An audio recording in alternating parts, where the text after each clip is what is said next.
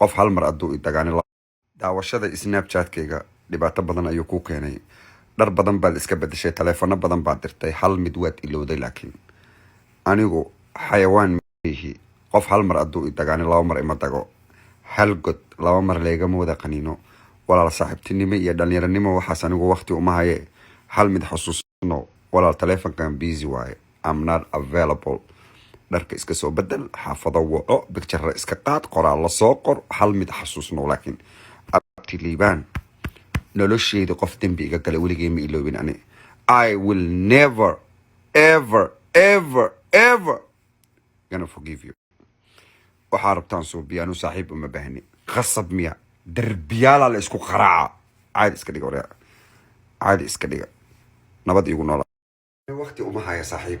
waa kuu sheegay saaxiib aan hore u aqaanay ani ma baran kara. ani I cannot, walaal macaani, I cannot kuma baran karo. if you know bostakaaro iyo qoraallo iyo ummado iyo fanaaniin, wallahi alcadiim 150 fanaana wacleen. I know everything. why u waclaysan abti liibaan? why you need for me? please leave me alone. ilaahay adaa taqaanaan, rasuulkiis taqaanaan, guilty yaa tihiin, leave me alone. ani qof guilty maba la sheekaysan kara. waxaa suubiseen miyaa dib uga qowmaynaysan? ilaahay subxaanahu wa tacaala waxaan ka baryayaa dembiyaashii aa gasheen ilaahay inuu idinku ciqaabo. aniga idima cafinaya adduunyo intay jirto.